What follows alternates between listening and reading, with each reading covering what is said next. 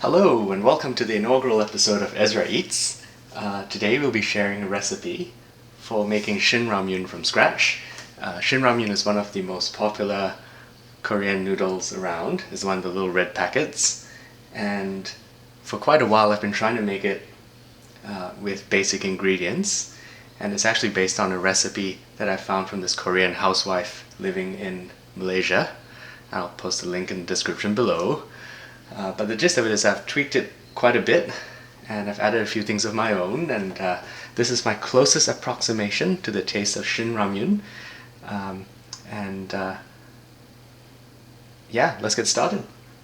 Okay, so the basic flavor of Shin Ramyun consists of red pepper flakes and shiitake. So the basic flavor is this Korean red pepper flake powder, which you can get from any Korean grocery. And what you want to do is you want to get the finest red pepper flakes that you can find. Fine as in opposite of coarse, not expensive. So it's not very pricey. And the real trick to making Shin Ramyun is that you need to fry your red pepper flakes. This took me quite a while to figure out, because without frying it, it has an odd vegetal note. So heat up about a tablespoon of neutral oil, and to that you're going to add some red pepper flake.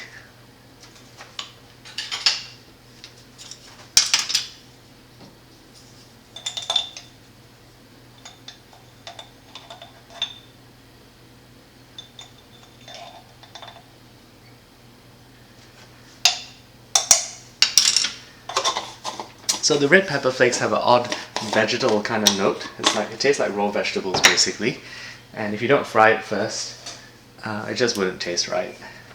An alternative to this would be to toast it in a toaster oven, but that takes too much time. It's a lot easier to do it this way.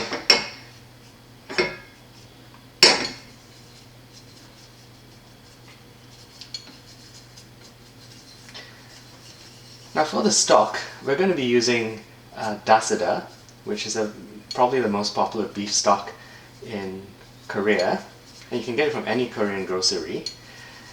And I don't think there's really any alternative to it. You can use your own stock, but it'll taste slightly different, but still just as nice. So you don't really need to fry the chili flakes till it changes color, but you do need to make sure that it cooks.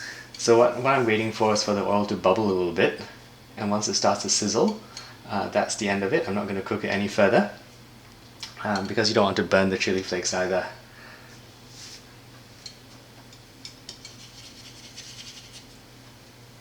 So you'll start to get a really nice fragrance from the chili flakes once you fried it in oil, and you can tell it's slightly bubbling, and that's what you want.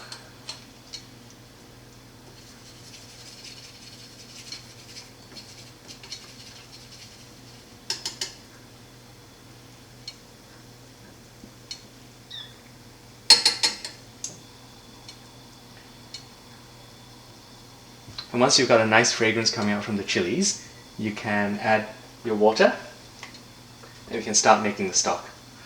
So this recipe is for roughly 500 mils of stock. So I've got a pint glass, so this is 500 mils.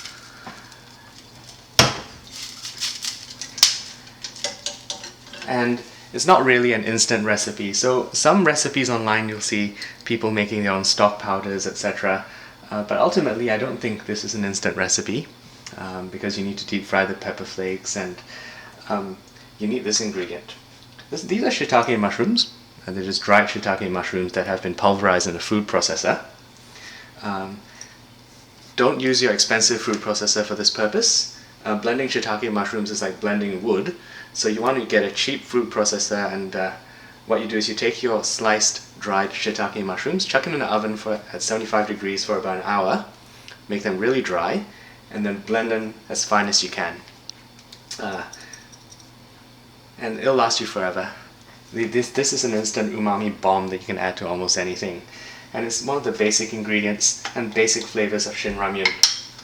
Now the reason why it's not an instant recipe is because the shiitake powder that you make will never be as fine as the shiitake powder that they have in the actual sachet. or shiitake extract. So you actually need some time for the flavor of the shiitake mushrooms to seep into the soup. Otherwise it won't taste right.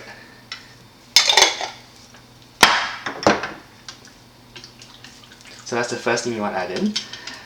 And of course, we're going to add our beef stock.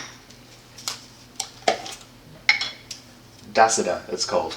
And it's been around for decades. It's a household staple in Korea. It's the equivalent to the Maggi stocks in Malaysia. One. Oh, probably a little, well, so roughly 1 teaspoon or 5 mils.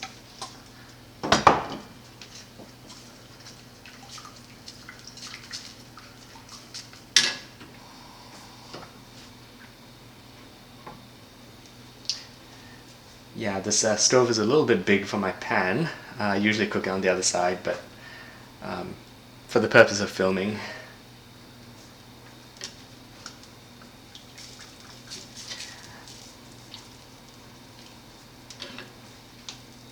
So, with regards to the spices, now your mileage will vary.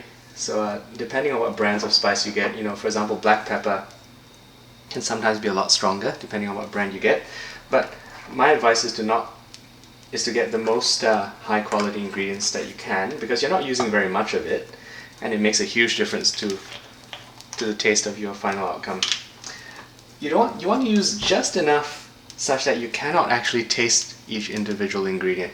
So when you think about it, Coca-Cola and Pepsi-Cola are basically lemon and lime sodas, but they mix it in such a way that none of the ingredients are actually perceptible. So that's what you want. You want it to be there, but not really detectably there. So this is a 1 ml teaspoon, and I'm going to put probably about 1/4 of a ml, possibly less, of each of these ingredients. They are very strong, so they're this is garlic powder, and this is onion powder, so they're very strong, so you have to be very careful. You can completely ruin a batch of soup by putting a little bit too much of these ingredients, and it just wouldn't taste right. The gist of it is that if you can taste, a little gingery aftertaste or oniony aftertaste, you've gone too far. So you want to put just enough such that it's there, but not really there at the same time. And if you're wondering what the combination of these 3 ingredients, the garlic, ginger and onion, tastes like, it's sort of like those Mami Monster childhood snacks that you get from the grocer. That's what it tastes like. It's ginger,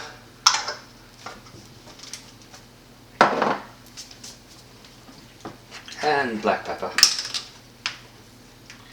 You can use a little bit more black pepper, but again, I advise you to be careful. I wrote 0.5 mils on the board, but in reality, because my pepper is quite strong, it's really pure, I usually add maybe 1/3 of a mil, if that.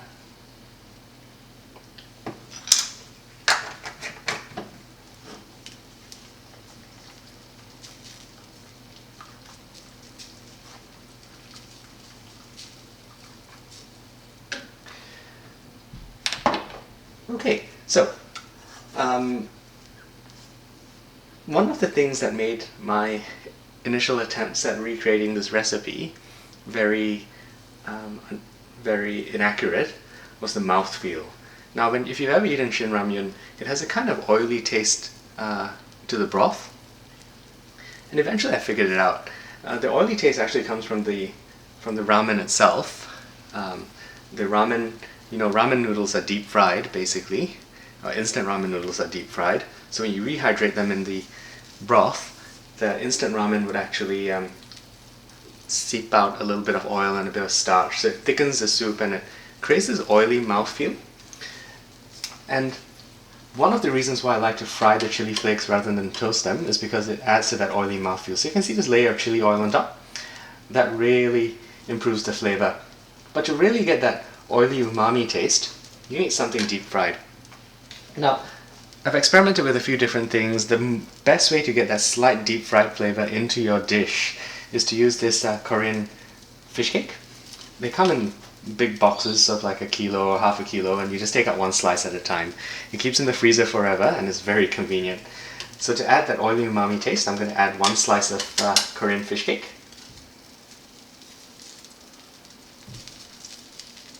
And let the taste soak in.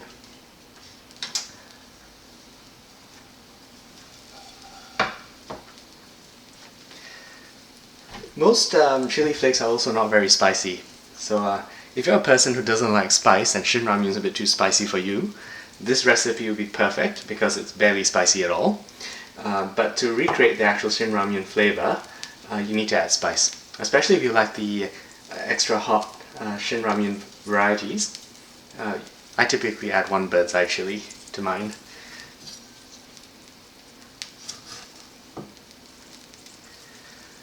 If you don't chop it up, it takes ages for the flavor to get into the soup. So I usually chop it a little bit so the heat releases a bit quicker and I don't have to boil it for so long.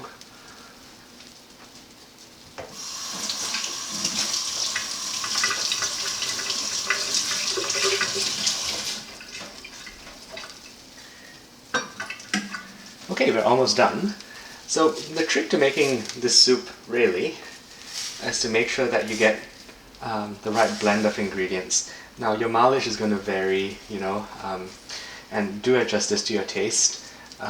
Given the brands of spices, I'm using typical, you know, McCormick's and Master Food brand items, but depending on where you get your spices, you might need to use a bit more or a bit less. One thing I note, get the best quality black pepper that you can afford. For some reason, fresh ground black pepper does not work. It has to be pre-ground black pepper. And the cheap black pepper that I got from the Asian grocer initially tasted completely off. It didn't taste right at all. So I ended up getting the much more expensive supermarket ground black pepper. It's actually quite important. Now, if you really want to avoid anything artificial, you know, dasida ultimately is a artificial beef stock. You can use your own chicken stock or beef stock, but ultimately, whatever stock you're using, you need to add some MSG to it. So if you're making chicken stock, for example, if you're using 2 teaspoons of salt in your broth, you use roughly 1/3 of a teaspoon or maybe 1/2 a teaspoon of MSG. So the ratio is roughly 1/4 of MSG to whatever amount of salt that you put in your stock.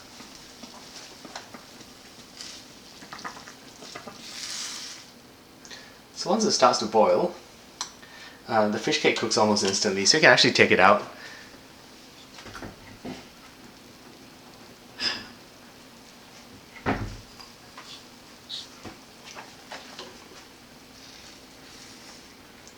You don't want to overcook it because it tastes really nice.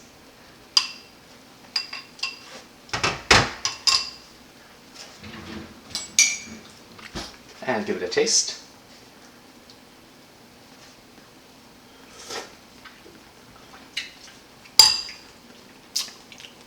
Not salty enough.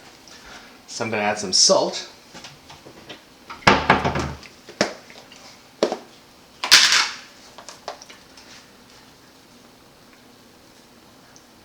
And of course you can just salt it to taste. I didn't include salt in the recipe because depending on what stock you use, your mileage will vary. Just remember you need to add MSG to it. Dasida contains quite a bit of MSG equivalents. It doesn't technically contain MSG, but it contains MSG-like substances. And if you're wondering what Shin Ramyun uses, Shin Ramyun uses sodium ionosate, which is a compound similar to MSG that you can't really buy for household use. So the taste won't be exactly the same, but it's very similar. I would say this recipe is close enough to Shin Ramyun that if you were to serve this to me 2 days apart, like Shin Ramyun on Monday and this on a Tuesday, and you blindfold me, I won't be able to tell the difference. The main difference that people will notice would be that it's not as clear. So Shin Ramyun uses a powdered stock with flavoring concentrates, so that their stock is more clear. While the stock that we're making, because of the homemade shiitake, etc. There are lots of little bits and pieces, and that's just unavoidable because we don't have powdered shiitake. Powdered shiitake is surprisingly hard to find. Even here in Melbourne, with lots of Asian grocers, I wasn't able to find it, and I ended up making it myself. But it's easy to make, and it's very cheap because you don't use much of it, really. Okay, so to this broth, I would usually add fresh ramen noodles. So the whole point of making Shin Ramyun yourself is to avoid having to eat so much deep-fried ramen. And I typically buy fresh, sterilized ramen noodles. And what I do, if you're buying any kind of noodles, don't drop them directly into the broth. Cook them separately in hot water. And what you want to do is you want to boil it to a point where the starchy taste comes out and you have nice clean tasting noodles, and then you add it to the soup. So always cook your noodles separately.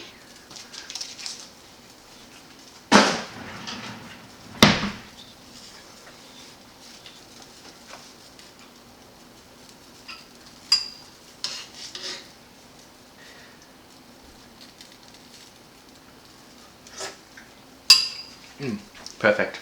So, I'm not really hungry, I just had breakfast, so I won't be adding noodles to my soup, but I'm gonna have some fish balls to go with it. And you can add any fish cake or fish balls or any kind of protein you want, really.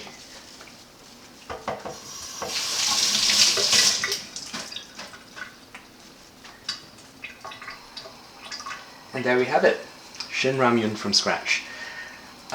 This recipe is scalable, and alternatives for deep fried fish cake, you can buy fried fish cakes as well. Hakka style fried fish cakes go well, but whatever it is you want to put in, it must have that deep fried crispy skin, because that's what ultimately adds that oily umami texture to your soup. I don't think there's any alternative to the other ingredients, but basically your shiitake and your red pepper flakes, your deep fried red pepper flakes, is the basis of the Shin Ramyun flavor. And you kind of balance it with the black pepper. So that's basically what Shin Ramyun tastes like. Okay, so all the best, and I hope you like my recipe. And yeah, leave me a comment. Tell me how it goes.